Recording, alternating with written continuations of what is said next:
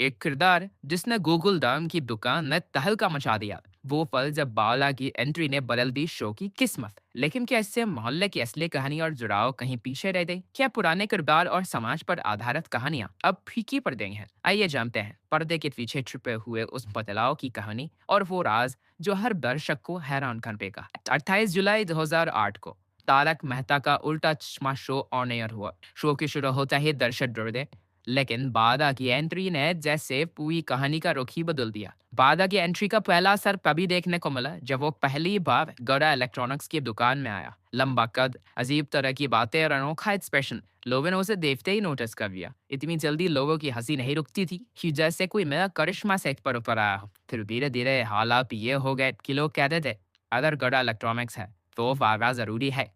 लेकिन वाला की असली पहचान तब बनी जब उसे नट्टू काका के साथ जुड़ा गया। दोनों की छोटी-छोटी बहसें, जेठालाल को परेशान करना और दुकान पर उनकी कॉमिक हरकतें ऑडियंस को बेहद ही पसंद आने लगी। सच कहें तो कई बार मट्टू और बाला की कॉमेडी जेठालाल और बाकी सोसाइटी वालों की तुलना में और भी मजेदार लगती थी।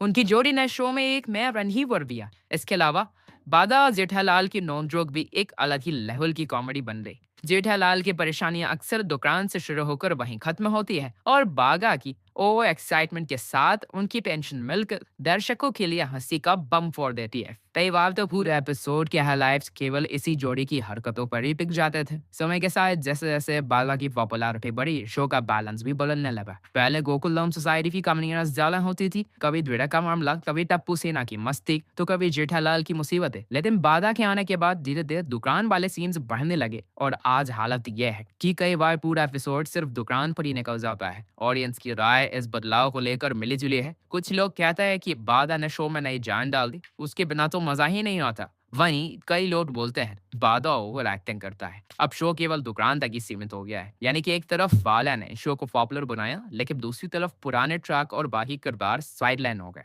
जिसका असल असर ये हुआ कि पहले इस शो समाज और परिवार पर आधारित था। हर कहानी से दर्शक कुछ सीख कर जाते थे।